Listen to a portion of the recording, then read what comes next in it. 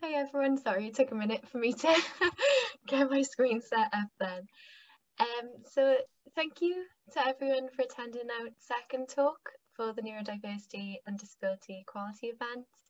Today we have Dr. Jonathan Vincent from Pro Autism, who will be explaining some of the core strengths and challenges relating to autism, but we'll focus primarily on the potential that exists in building positive relationships between autistic and non-autistic colleagues, supervisors and peers within higher education. So Dr. Jonathan Vincent has a wide range of experience within schools, higher education, and as a job coach with autistic people.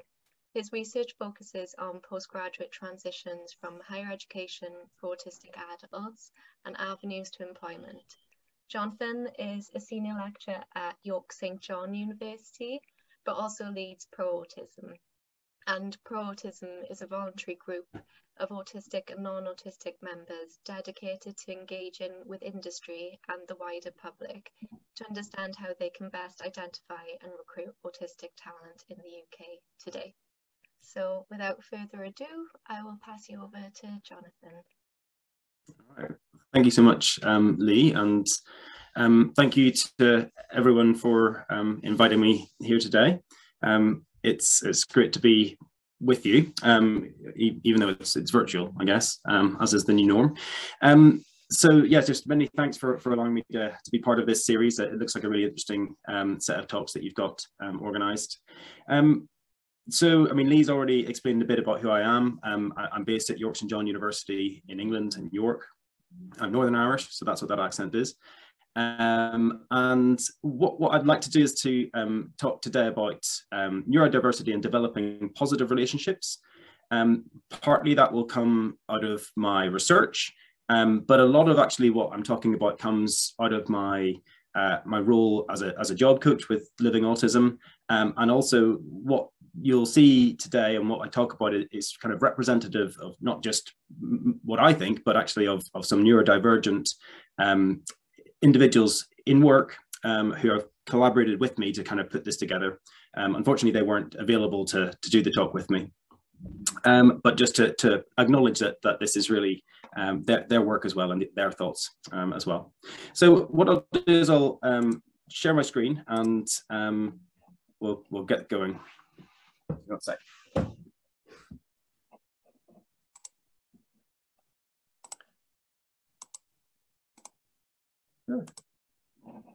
Sorry, give me 1 second.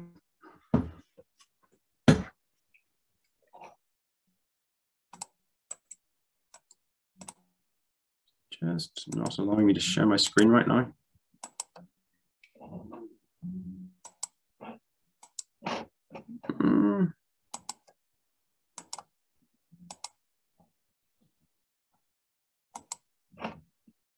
Sorry, Lee. Yeah. I'm just having some difficulties with it sharing my screen. I have it on all panelists to share screen, so I should. Okay. Oh, sorry. No, don't worry. There we go. It just disappeared a second. Apologies, folks. I should be much better at this by now, shouldn't I? Okay. So, like I said, this sort of represents a range of people's input, with the focus being on developing positive relationships. So there's lots that we could say, but I want to try and keep the focus relatively tight on that. One of the things that I'd like us to do just to begin with, if possible, I know that we've got a good number of people in the group today and other people watching. We're thinking about positive relationships, but I want to sort of begin just by getting us to think about what would be the basis of any positive relationship. So if you wouldn't mind, just in the chat, putting what you would consider to be the basis of any positive relationship, as you know, what are the values, what are the practices, what does a good relationship look like in any case? So if you wouldn't mind in the chat just putting that in. Thank you.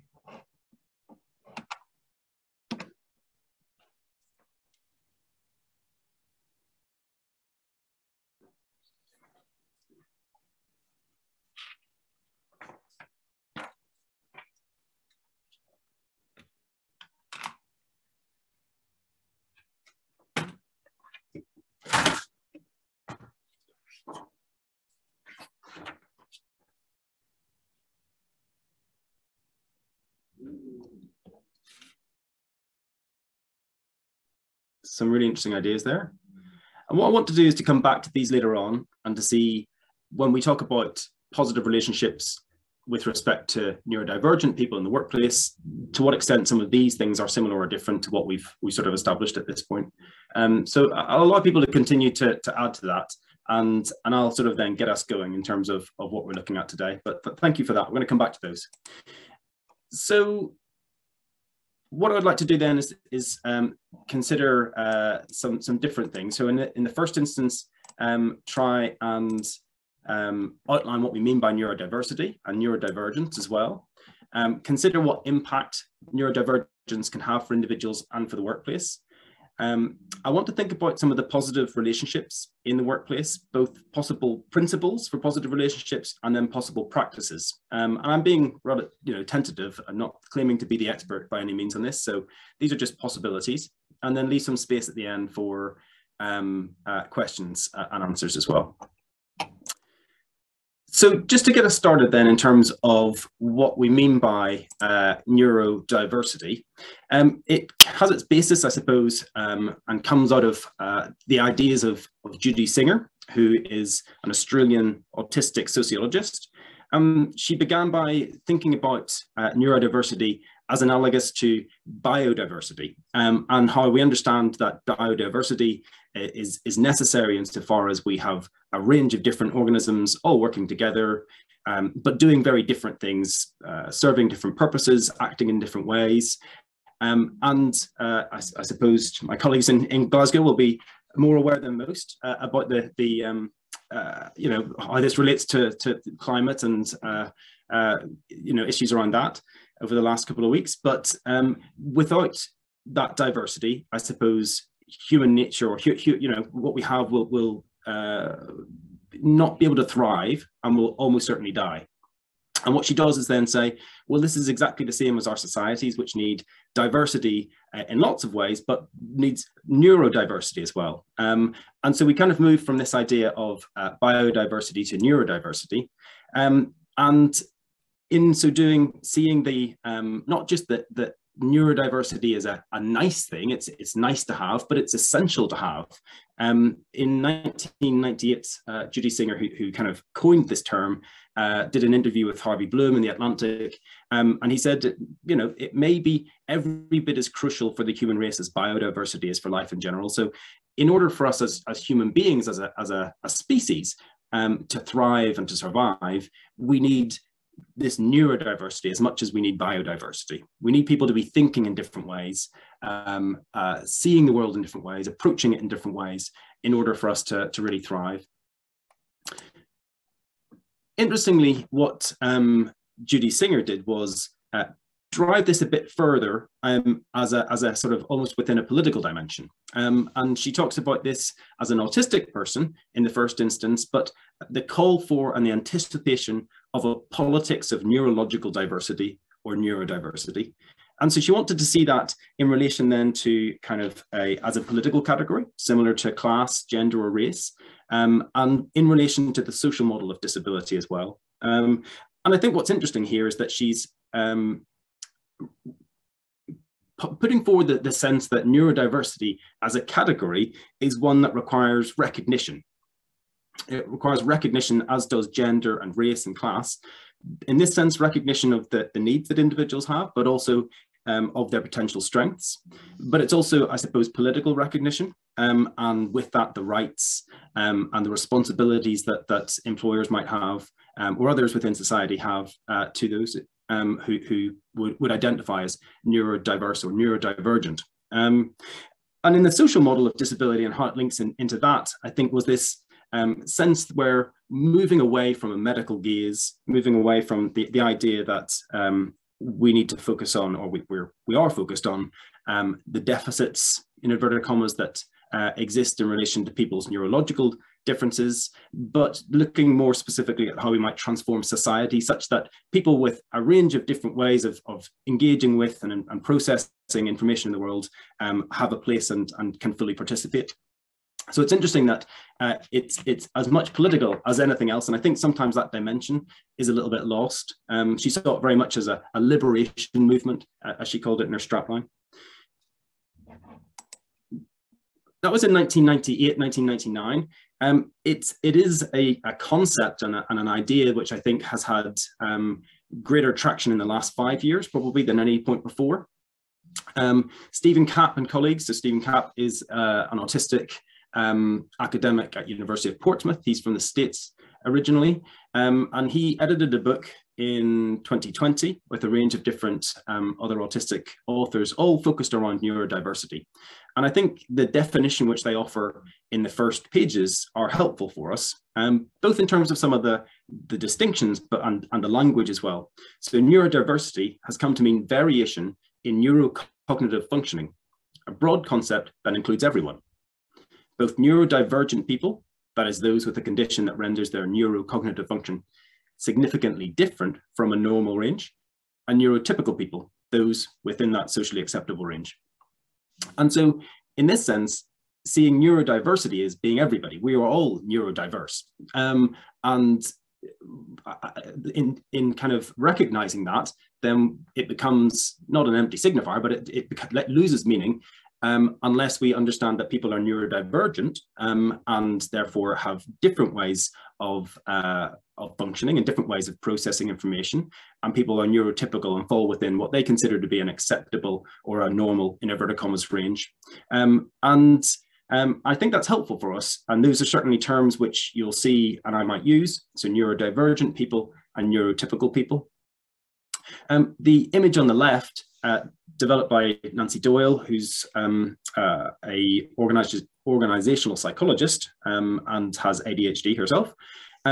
I think this image is helpful for seeing the different things that are often fall within this kind of range by which people might term or see themselves as neurodivergent.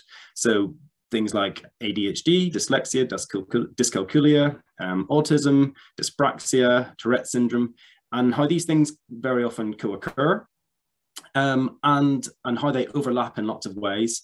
And in what Judy Singer was initially putting forward, and what many people since, including Stephen Kapp and colleagues, have done, is say it is about recognizing the differences, the real differences, the neurocognitive differences that people experience, and that those are real. They're not socially constructed. They're real. They exist, and they have an impact on people's capacity to do things.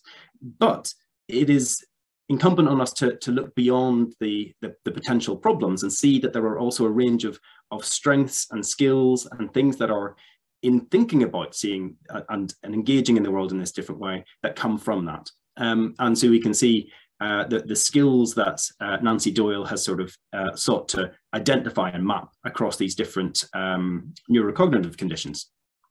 So creativity, visual thinking, verbal skills, concentration, expression, etc. And I think that's really, really helpful to kind of keep in mind, because that's at the core of this neurodiversity movement, seeing the needs and the differences, but seeing the strengths at the same time. I guess any workplace is in itself, diverse and is an ecosystem in some ways. And I think it's really useful, and it's wonderful that you're at the University of Glasgow beginning to think about this. And what I want to do is to kind of, explore a little bit more about that kind of ecosystem, and think specifically, I guess, about neurodivergence within the context of a workplace. It's estimated from Granger that about 1 in 7 people in the UK are neurodivergent. So that's about 15% of people who would have a condition or might identify themselves as being neurodivergent. About 50% of these people wouldn't even know that they are. And so that might be that they have been through a school system or an education system, that they're middle-aged or a bit older, and probably would have been labeled as being lazy or educationally subnormal at one point as well, and they've gone through life having to find ways and mechanisms of coping, and the result is that they don't realize that they perhaps have an autism condition, or they might be dyslexic, etc. it's maybe only in later life that they begin to find that out. So Granger's point, I suppose, is that we already work in a very neurodiverse setting, whether we know it or not. It is the case. And it's useful for us then to think about what implications that has with respect to work. There's a lot of studies more recently which have sought to identify and map and sort of really clarify for people what kind of strengths there might be in the workplace that come as a result of this different way, these divergent ways of processing information, seeing the world and engaging with it. There are lots of neurodivergent people who have given examples of this, but things like thinking at the edges. Richard Branson, probably one of the most famous dyslexic people, talks about how his skill is about kind of thinking at the edges, this idea of kind of looking creatively at problems, seeing it differently, coming to ideas in a way that other people wouldn't tend to. There's evidence that people with a dyslexia diagnosis particularly might be better at 3D dimensional visualization skills. So again, a much more, a different way of perceiving and engaging with the world. Autistic individuals very often have higher levels of skill when it comes to systems thinking and pattern identification, particularly that sort of if P then Q type reasoning. And there is a good evidence to show that people, particularly, I suppose this is derived from those in well-known people, you know, Richard Bransons of the world, the Theo Kafidis's, saying, I'm more likely to take risks, I'm more likely to approach things in a different way and perhaps have a go where other people wouldn't do it in that kind of way. So neurodivergence in the workplace, I think, offers a huge number of strengths, and that really is a fundamental foundation, I think, of this whole idea around neurodiversity, seeing those strengths and where possible in the workplace, making the most of those strengths such that people can be enabled to be successful. At the same time, it's important to recognize that there are challenges in the workplace, and I would kind of separate these into two separate types: neurocognitive differences and experiences in the workplace. And I think it's important to recognize the strengths, like I said, because without those, we end up in a where we've been with a very medicalized model of difference, and focusing on the potential what are seen as problems, which are very individualized. So the strengths are really important for understanding how we can see things positively and move in a different direction. At the same time, there's a danger, I think, of focusing only on the strengths. And there have been things, particularly in the media and elsewhere, where we're talking about the superpowers, the neurodivergent superpowers, and there are differences in strength, and that's great. But if we don't talk about challenges, if we don't talk about needs, then it doesn't create a space where neurodivergent people can talk to employers, can talk to colleagues about things that are challenging, which I think is problematic. And secondly, it puts a pressure on neurodivergent people to be and to have superpowers, which sometimes they might not, or within that context, they don't feel like they do. So I think it's important to recognize, as kind of Judy Singer and others have said, it's a mix of needs and strengths. I'm not going to talk through all of these in any great length, but there's a range of neurocognitive differences. And I said there were a few people who had helped me sort of in the development of this. One of them is a guy that I do some job coaching with, who's a software engineer called Tom. And he's let me share some of his experiences, but he was also talking to me about this idea of kind of hyperfocus and limited attention. He's got an autism diagnosis and an ADHD diagnosis. And so he finds it hard. Sometimes there'll be things where he really struggles with attention and keeping on track with his lines of reasoning and what he's thinking about and trying to do. And at other times, he can go into periods of complete hyperfocus. And these challenges, I suppose, have implications in the workplace. Hyperfocus in the right way, at the right time, with the right focus is going to be a complete strength. Getting someone who can really get into that that particular thing that they're doing for long periods of time is definitely what we need. But at the same time, not being able to hold attention can also be challenging. Executive functioning, which is essentially around the capacity to organize and start and stop things. So again, Tom might find it, and does find it, difficult at times to stop something which he is focused on and then do something else, which you might see as being irrelevant to what he was kind of planning to do.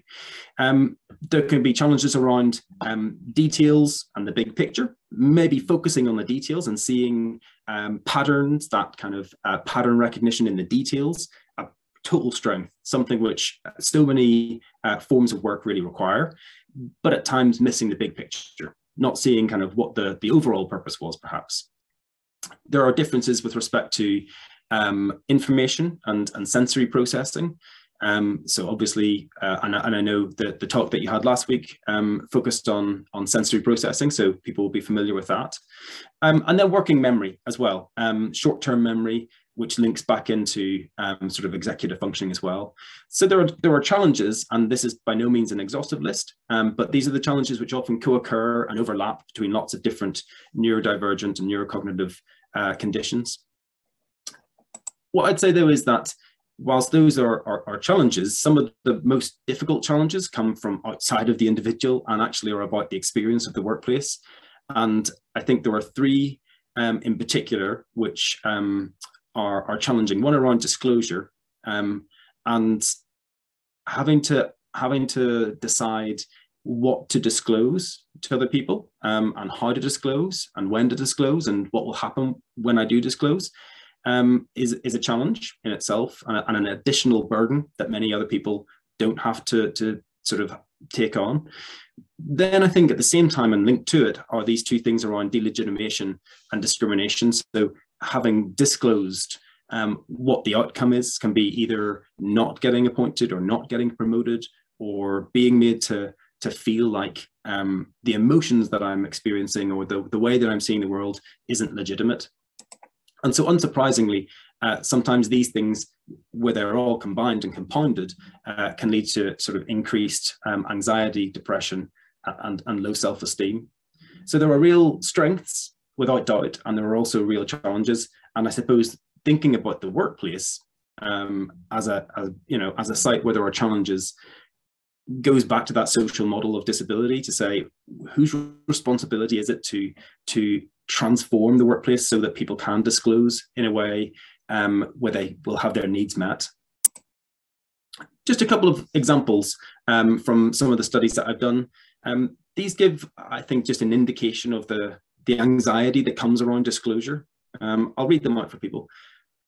I've applied for jobs and not disclosed that I'm disabled because if I say I'm disabled, they'll think I'm not worthy. A lot of organizations don't like employing disabled people and don't like diversity, and it could be a form of discrimination against me. They'd rather go for someone who isn't disabled, who has the same qualifications, the same grades.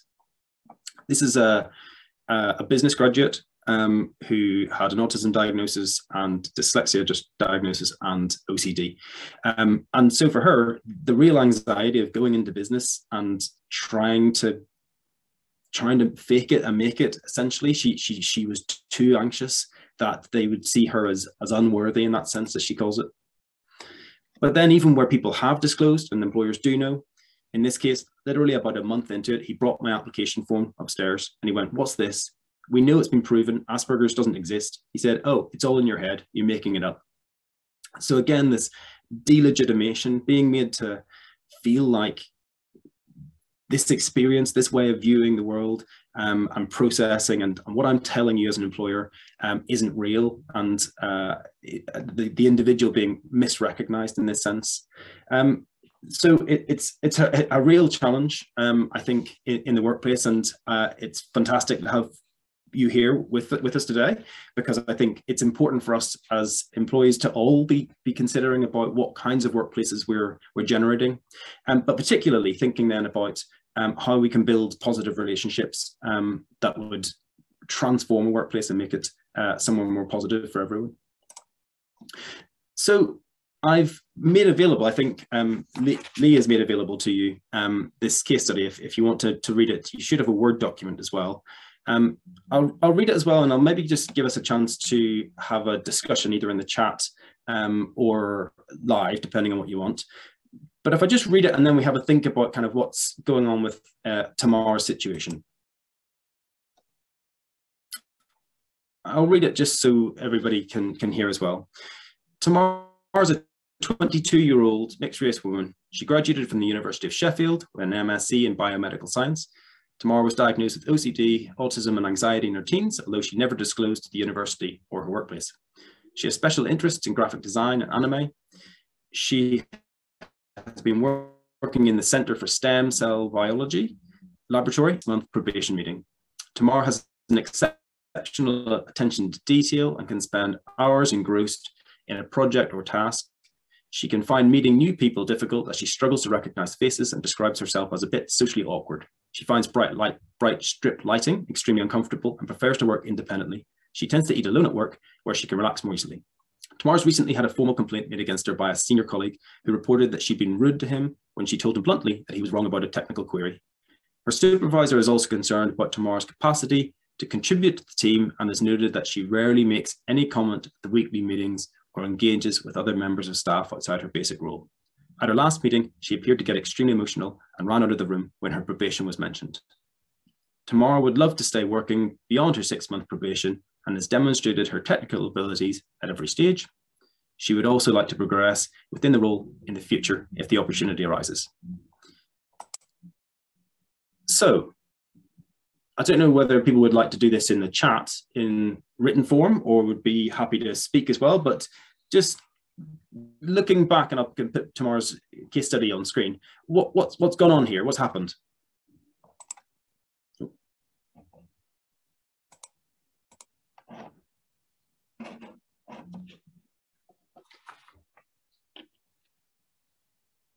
Would people like to put it in the chat?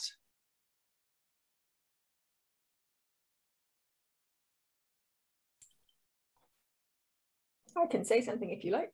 Yeah, please.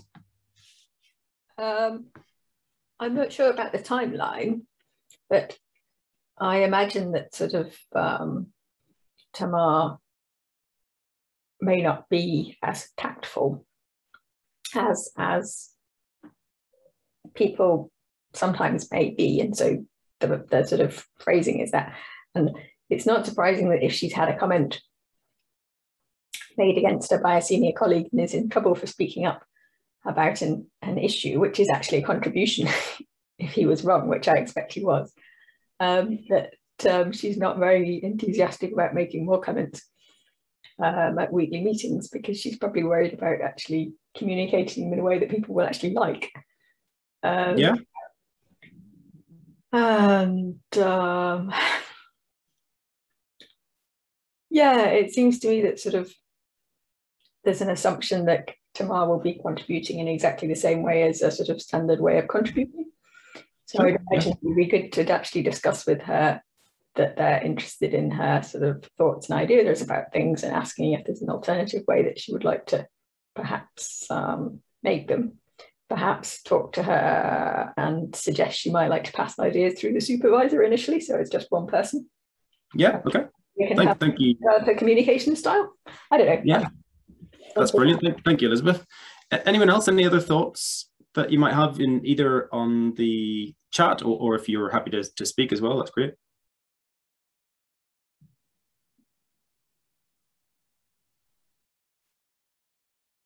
There's a couple of comments in the chat. Do you want me to read those out? Yeah?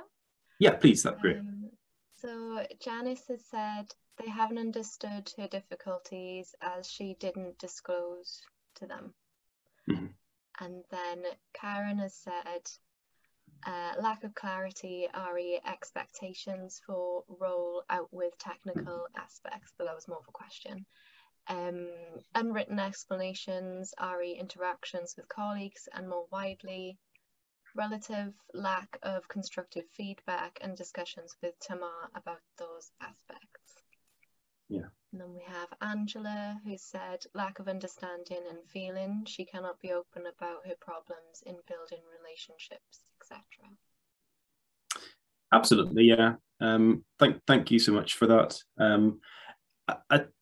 oh, is someone gonna, oh, yeah.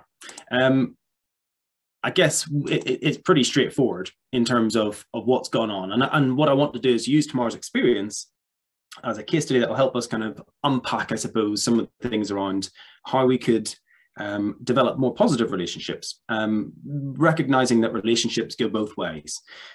We can kind of see on a factual level what's happened. Her senior colleague has reported that she's been rude when she's told him bluntly he was wrong, which he probably was. Her senior supervisor was concerned about her capacity to contribute. She's not making enough contributions to the meetings or engaging with other members of staff. And she also appeared to get extremely emotional. So these are the kind of three, might be perceived as a kind of three core issues.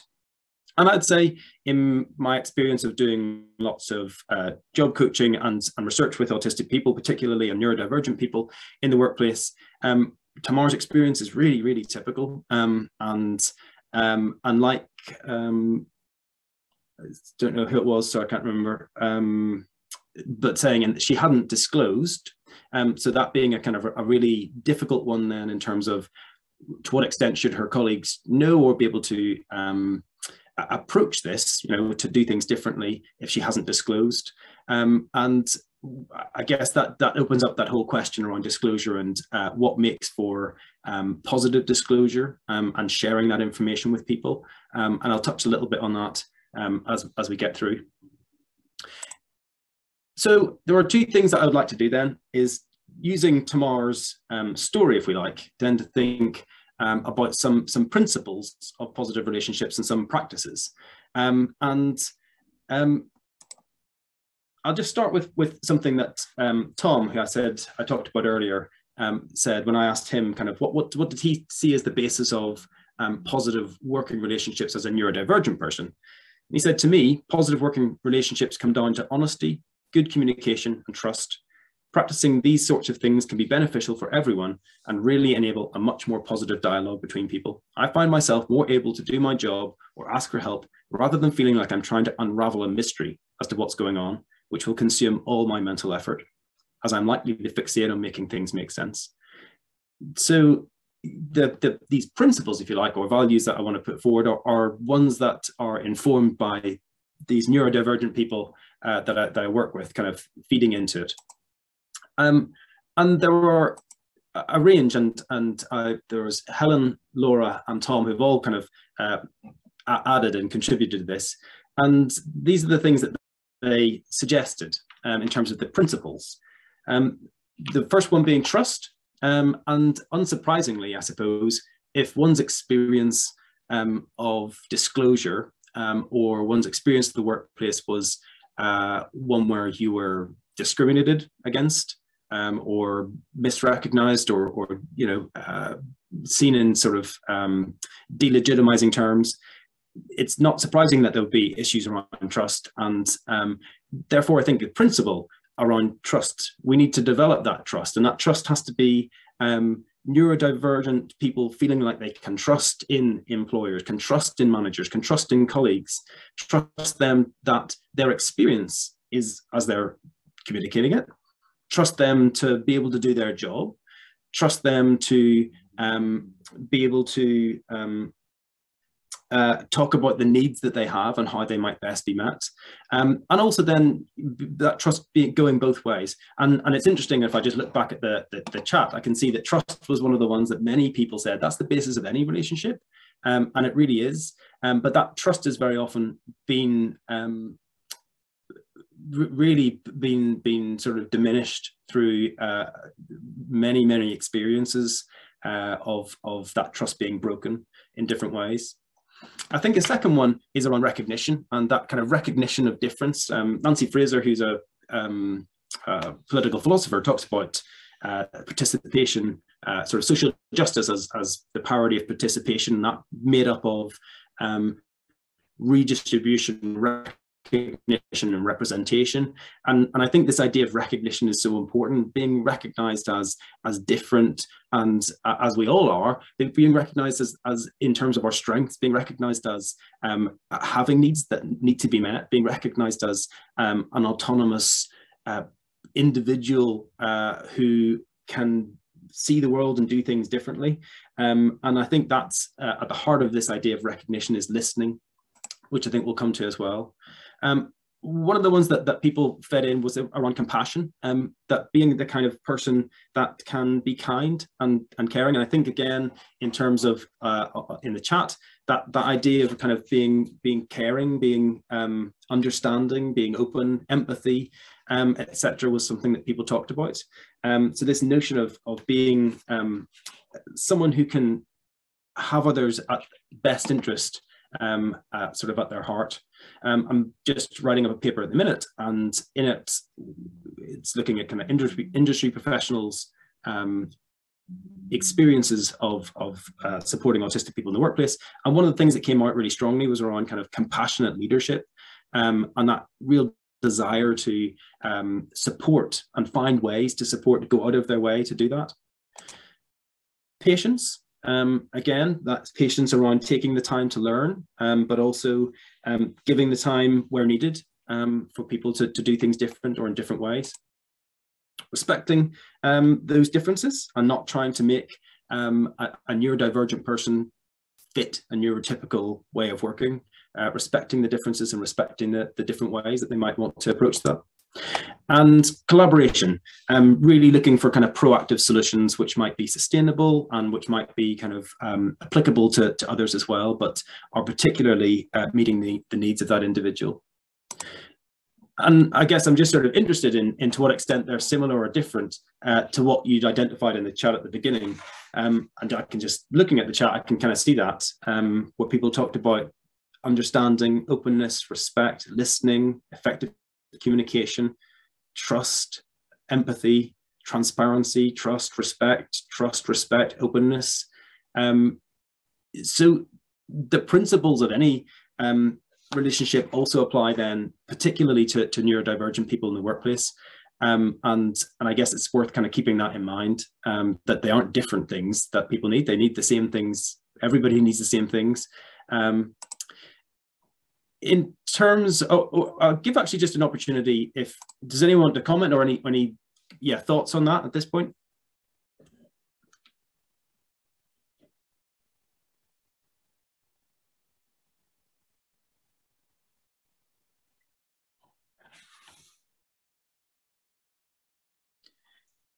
I'll maybe leave a bit of time then, just at the end, we can talk a bit more. So taking these principles or possible principles as our kind of foundation, then I think these are just some practices that I think could be really useful in terms of building positive relationships. The first one is about increasing everyone's understanding. And this was something that people noted, I think, in relation to Tamara's experience. But understanding everybody's understanding. And I think that's probably absolutely at the heart of positive relationships generally, and certainly positive working relationships and workplaces. I don't know how familiar people are with the double empathy problem, but this is an idea which has,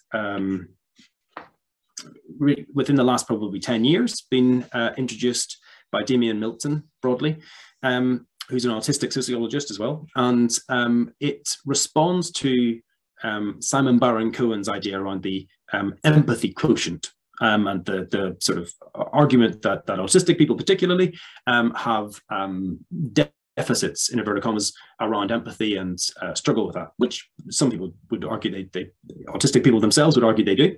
But the double empathy problem flips this around, inverts it a bit, and says, well, hang on a second, it's not just, no communication, no relationship is one way, it's always both ways. There's two people in it. And so actually there is a double empathy problem. There are people, autistic people, or we could say neurodivergent people, and neurotypical people are both on some level struggling to understand each other. And it might be that the neurodivergent or autistic person is struggling to read between the lines, to pick up cues, social cues, or overcome other people's misconceptions about autism or other things. At the same time, the neurotypical person, non-autistic person, is forming first impressions which might be negative, are failing to recognize and understand the autistic experience or the neurodivergent experience. And they are not able to imagine how these difficulties might be manifested in different ways. So both parties therefore are struggling to understand, to empathize with the other. And I suppose that double empathy problem invites us to think about how we can, as diverse workplaces, become more understanding of different people's experiences. And in that sense, I suppose if we go back to Tamar, her understanding or her experience was being perceived as blunt or rude, but we could say, well, bluntness isn't necessarily rudeness. In fact, she was just being very direct. But that being direct led to a kind of and she was being direct to avoid a misunderstanding. But in doing so, it created a social misunderstanding at this kind of relational level. So it might be that a possible solution in this sense would be training for colleagues to develop better understanding of Tamar's needs or how she wants to engage, appreciate that directness, and don't assume malice in that kind of direct language. Another issue was around not making verbal contributions. But we could say, well, that isn't necessarily an inability to contribute. So we mustn't suggest that just not communicating is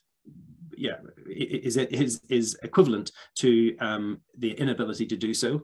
And so it might be finding other ways. I think somebody mentioned that when we were talking about it.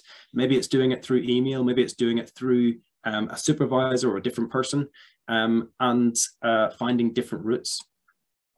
Again, it might be developing understanding about emotions. Being emotional in itself isn't necessarily a bad thing. And it might mean actually that something else is happening.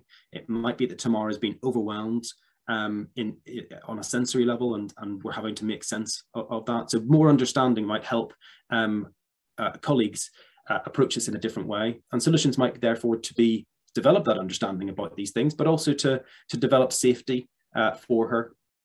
So understanding, I think, is kind of fundamental. Building that in to workplaces so that people can understand, can get an insight and build that empathy. When I asked Tom about this, he was kind of saying, well, there's only so much distance understanding can go here. Much of the time, I just want to be enabled rather than spend my time trying to make people understand. That requires people to have confidence and faith in me. So again, that's that trust issue, but also give me the things I need to do my job. I don't want to have to spend all of my time helping you understand. So he's pushing it back, and that's the social model. It is a responsibility for workplaces and for colleagues to engage in that, to transform. And when I asked Laura, she said, my number one change or value would be to take the time to get to know your neurodivergent employee. Don't assume that they will have certain skills or do things in a certain way, and take the time to explain to them if you need them to do something differently. For example, if you find us rude in meetings, don't assume that we are rude, but explain to us what behavior is expected. So again, really similar to Tamar's experience here, it's about taking the time. It is about building that understanding and that value of kind of patience and respect as well. It might be useful, and often is, to limit what might be seen as kind of unnecessary demands. So there are a range of demands in any workplace, but they might be demands on sensory levels. So what are the demands there? It could be the traveling to work. It could be the things that happen before work, on the bus or on the tube or whatever it might be. So possibly maybe looking for ways that we can strip out those things which aren't necessary. Maybe it could be, you don't need to come to this particular space, which we know is going to be sensory, overwhelming on a sensory level. Maybe it's about saying, well, you could work from home more than you need to be in the office. Maybe it's about identifying different working hours. So working flexibly, start late or start early and leave early so that you miss the rush hour. So it could be about looking at the sensory demands and stripping out those things which aren't necessary. It could be about the social demands. Meetings very often could be challenging, and it might be finding ways, therefore, of making those things optional or different ways of being part of a meeting, maybe virtually or watching a video afterwards. It could be around making those kind of social aspects not required as well, and being really clear about the expectations, maybe in a workplace, sometimes they might be. So being really clear about that. And then finally, thinking about the kind of informational demands. So what ways can it be possible to make that easier, to lift that burden? Perhaps it's having agendas for meetings, so it's really clear about what's going to happen, having notes which follow up meetings, making sure that you've got really clear structures and that everything is written down. There are lots of different ways that we can remove and limit these kind of unnecessary demands. And I say unnecessary in brackets, not everything is unnecessary, but there are things that I think we do very often, which we just have always done, and that's the way we do it, but we've never thought about, does it need to be like that? And actually, in having it like that, are we making things difficult? Are we not really getting the best out of our teams? So thinking about things differently, and very often making some of these changes are beneficial for everybody. One of the things that Helen talked about was creating safety. And I think that's something which is really important. And there are 4 kinds of safety that I would just like to kind of note. The first is kind of psychological safety. This idea has been around since about the 1960s by Sheehan and Bennis. Introduced it in kind of the literature at that point, but more recently kind of Edmondson in the late 90s into the 2000s. But this idea of psychological safety is the kind of feeling safe, especially in the context of work, feeling safe at work in order to grow, learn, contribute, and perform effectively. So creating this environment where people can take risks, where people can share, and they feel and they know that they are going to be recognized, and that their employers will respond in a positive way. So growing a kind of psychological safety, creating safe processes, and that might be around, like Laura said, being really clear about the expectations. What is it? How do you want me to communicate in a meeting? If it's not that, what is it then? So being clear about expectations, safe processes insofar as how to develop, how to know to get better, how to get through that probation, as Tamara was, and then good feedback. You know, safe ways in which to feedback to someone that isn't criticizing or critiquing simply who they are, but how can they improve, how can they do their job better, and making those processes safe. Perhaps having safe places where when you talked about the sensory experiences with David, I'm sure we talked about the need sometimes of having spaces and places which are elsewhere, which might be having reducing that sensory demand on people and the information they're processing. So that could be having a separate room somewhere perhaps, or a place where someone knows they can go to, and having safe people. I find it really, really useful to have in the workplace someone who isn't a line manager, who can be that safe person, who, if a neurodivergent person is things are getting too much, and they can go to someone else who isn't going to be the person, you know, doing their probation with them as their line manager in 2 weeks, is someone different who they can tell and they can say, this is what's happening. I need you to advocate for me, perhaps, or someone they can just speak with. So that kind of buddy or mentor type role is I think really, really useful. And it can be that safe person can then advocate for them, maybe to their manager or somebody else, but it's certainly someone who they can rely on and kind of trust in that relationship. So just the penultimate one then is listening actively, and again, that's one of the things that people said in any good relationship. That's exactly what we're talking about.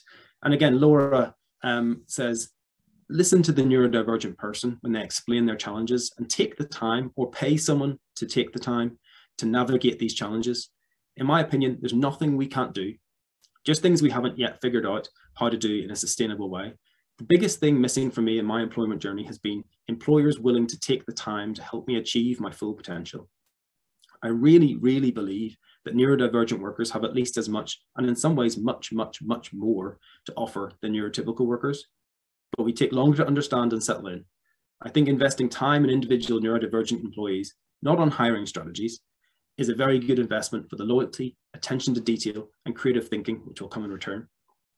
So listening, which is kind of that fundamental idea in terms of building that recognition. and then collaborating on those solutions. Rather than coming with the ideas and saying, here's what we're going to do, you've disclosed this. I think it is about that listening and working together to collaborate on those solutions.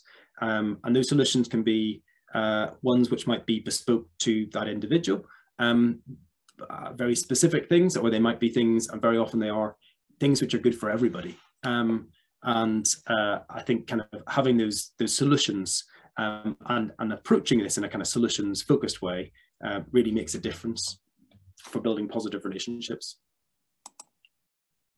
So these are just the principles, I guess, that I think underpin the whole thing, and feeding in from Tom, Laura and Helen as well. And then these are the practices that we've just sort of talked about a little bit. I'm interested now just, I suppose, to what extent you do or you think it'd be possible to enact these principles and practices in your context for neurodivergent staff. Again, I don't know if that's something people feel comfortable to talk about or put in the chat.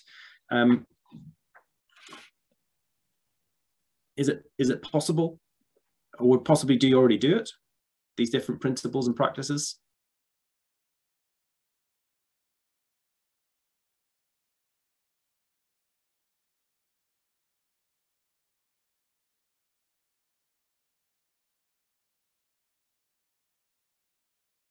Got a few people in the chat, that's great. So patience is vital, and being an advocate is helpful, absolutely.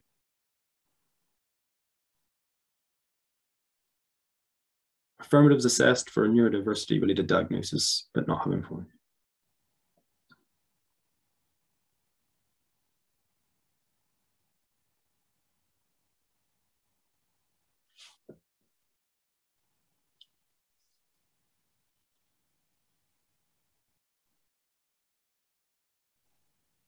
Tamara, if you want to unmute yourself.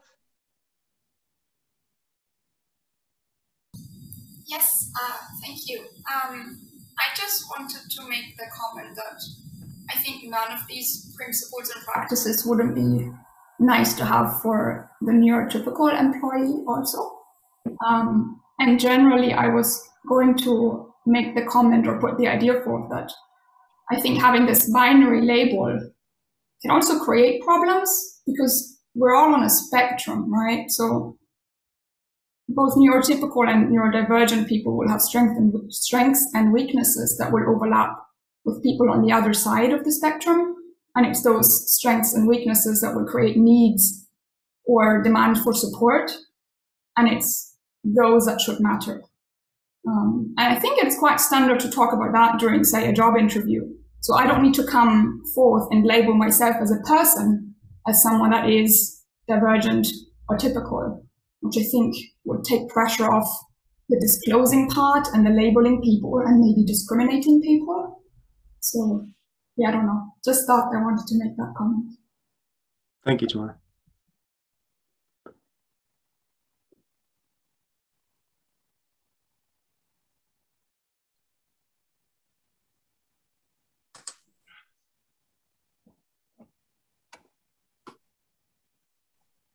Greg, if you want to go first. Yeah. Yeah, thank you. I was just going to say that I found language to be really important when working with people who are autistic, whether it's English or German. Sometimes my colleagues who see themselves as neurotypical refuse to change their way they talk and the language they use, so they can still be very descriptive, or don't understand that somebody that might also speak English sees the world in a different way. So I do think there needs to be something about language that staff and colleagues are talked to about, that it's not always the typical stuff that people take it word for word, but I sometimes think colleagues need to understand that what they say has an impact. And I've worked with autistic children that are learning German and other languages, because that helps them see the world, also Japanese. They find that those two particular languages have been really helpful for seeing the world as they do. But I do think there's something about how workers understand their language might need to change when they're working with colleagues that are autistic.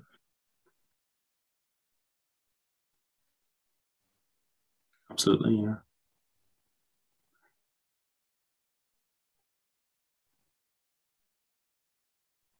And I think it comes down, Greg, to that sort of that double empathy, kind of seeing it both ways. Yeah, approaching it kind of with an open mind.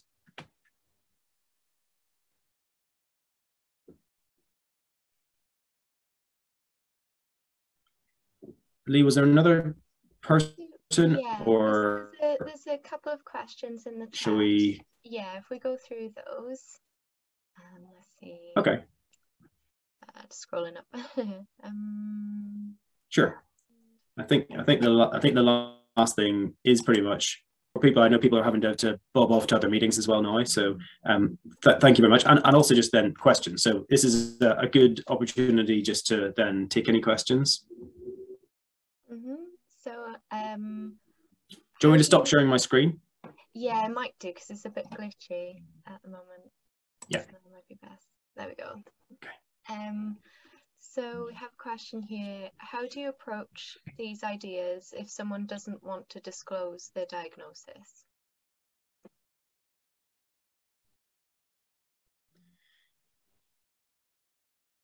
I mean, that's a really difficult one. I think the culture where people feel like Tamara was saying, people feel like they can not disclose, but they can talk about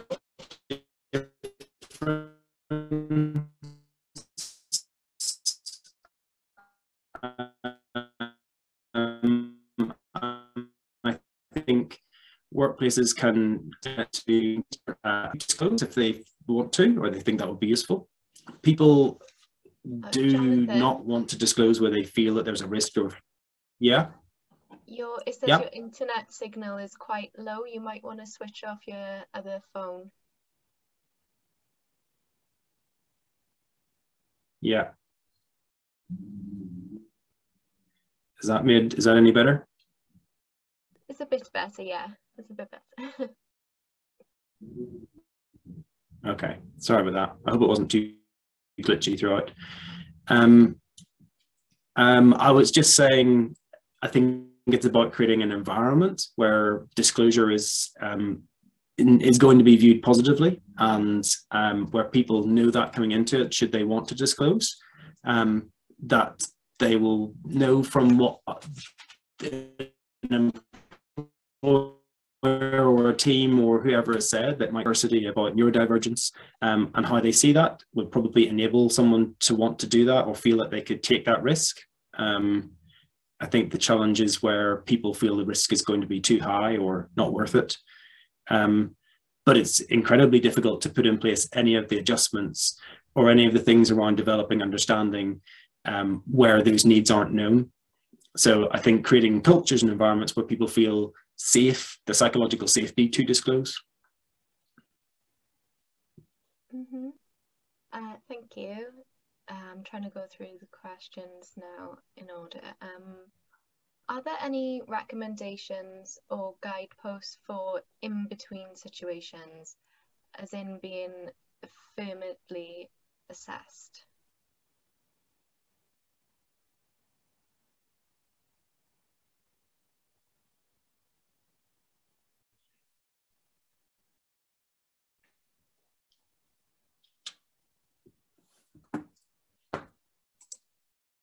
Did you hear me? No? I got the first part. Sorry, Lee, I got the first part, but not the second part. Okay. Are there any recommendations or guideposts for in-between situations, as in being affirmatively assessed? Sorry. What can I just clarify what the in-between? What do we mean by the in-between bits? I think this person is also said, hang on, she's put, yeah, as in being affirmatives assessed for a neurodiversity related diagnosis, but not having a formal diagnosis yet, but having to consider disclosure at the workplace. So, I mean, you don't need a formal diagnosis to be able to identify as being neurodivergent or disabled. So that under the Equality Act, you don't need to have that formal diagnosis. And some people don't ever want to do that and don't feel they need to do that. So I don't think that you necessarily need that, but it's a choice in terms of whether and to whom you want to disclose and what value that might bring. But it is the responsibility under law for your employer to put in place reasonable adjustments should you disclose. But yeah, it's worth knowing that you don't need a formal diagnosis to disclose. No one's going to force you to prove that that's the case. Okay, and then we've had how to approach people who are not aware of the neurodivergent status, most probably picked up by their employees. So if it is that we think somebody is neurodivergent, how does someone, a manager or a supervisor, approach that? It just says how to approach people who are not aware. I guess it is those values, isn't it? And trying to, regardless of whether someone's disclosed, I guess that we would want those to be the foundations of our workplaces anyway. But it might be coming at it thinking, well, if I develop my understanding, they might be neurodivergent, so therefore I might want to not say anything to them. I don't think that would be appropriate, but I think to approach them and approach their work and think there could be reasons why they're doing things differently. There could be reasons why they respond in different ways. There could be reasons that the outcomes are slightly different to what I might have expected, and for that to be okay. It's I suppose, like all of us, trying to allow space for diversity and allow space for people to do things and be different. And to not force people. I think Tamara's right. Is it necessary or useful even sometimes to force people into particular labeling boxes? Not really, and people don't want to. But I guess we've got to just approach each other as colleagues in a way that's supportive and respectful. And I think the more that we know, the more that we're able to do that, more we understand. Thank you. So Amy's asked, do you think having a neurodivergent advocate officer, in quotations, in each department that can feed back on whether certain work practices may be challenging or potentially discriminatory for colleagues, whether fully disclosed or not? Perhaps challenging to implement in a lot of departments, but if a department has had particular issues with this, it could maybe be a start.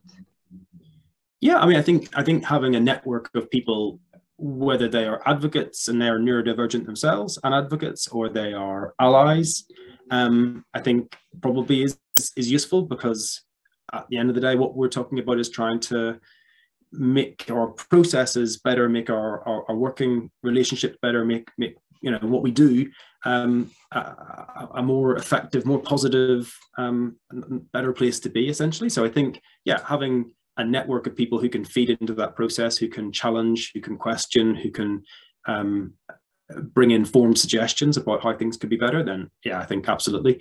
I think it should always be, and where possible, should always have neurodivergent people leading that, being, who are making those decisions, who's driving that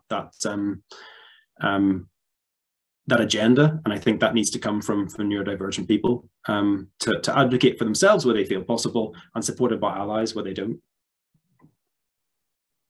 Okay. Thank you. Does anyone have any questions? You can unmute yourself or pop her in the chat. If not, I'll check the time actually. If not, we'll probably log off for quarter past. Yeah, Tamara, go. Was your hand just still up from last time? Still up from last time, okay. Okay. Yeah, just Janice disagreeing with Amy's question about advocates. Yeah.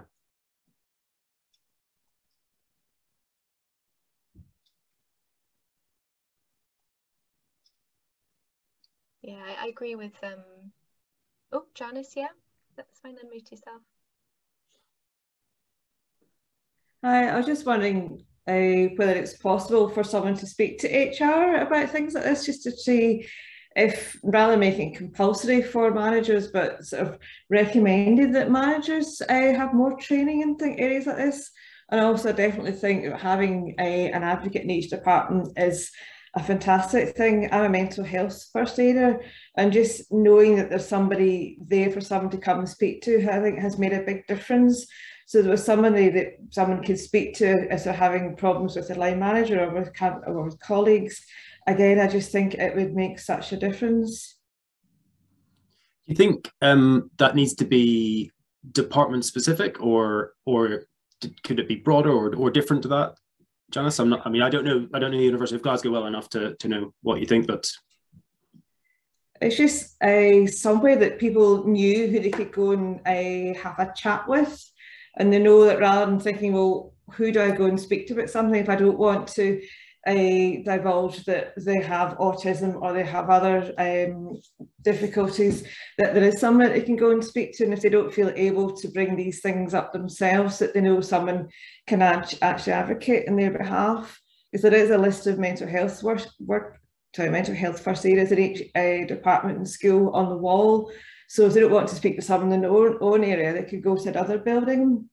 And again, yeah. I just thought if something like that existed, then they have like a named contact or somebody that they know that someone can go and speak to confidentially, even just to sort of bounce ideas off and see what they think of things. Absolutely, yeah. And I think it could feed into a kind of a wider network as well of advocates and allies, which I think having that critical mass of people quite often makes the difference. I know some colleagues in the States have I'm trying to think, was it University of California, Berkeley maybe, but they basically have kind of put together, this is, as autistic people, here's what we want to see changed in the university. So that critical mass of people sometimes as a network beyond just departments, I think can have real impact as well. But I think you're right. I think it's about knowing in a department, there's that person I could speak to, that they're a safe person, like I talked about, having those safe people, and identifying them is really, really important.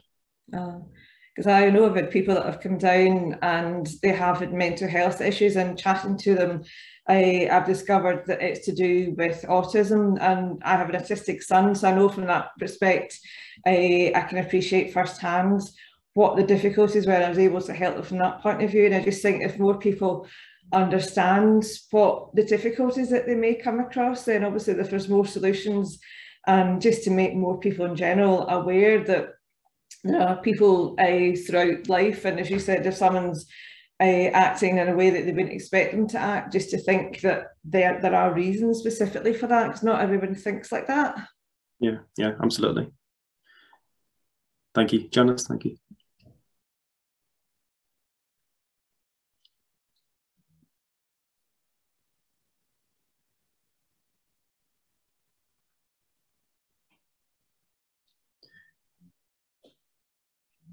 Does anyone else have any questions I could read out for you, or if you want to put your hand up, something fine. Otherwise, give her another couple of minutes probably, and then we'll log off. Yeah.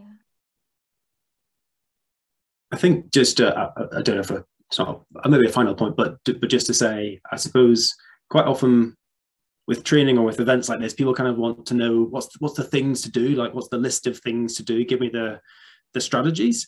And it's interesting because I've done lots of training, and almost always when I do training, certainly face to face, it's always with an autistic person. And you know, in this case, where that's not been possible, trying to feed in neurodivergent people's experiences and thoughts as well.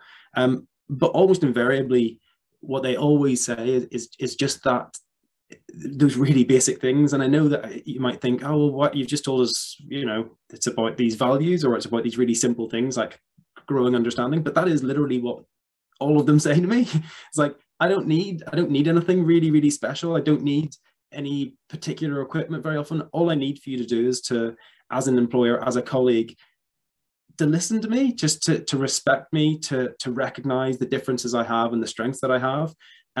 And that's it. And then work with me on finding some solutions. And those solutions are not going to be costly, and they're probably going to be good for everyone. So yeah, I guess what I wanted to do is just represent, I suppose, what all of those neurodivergent people for so long have just been saying to me. So it is about just developing those positive relationships in the workplace to to see kind of how things can transform at a practical level as well.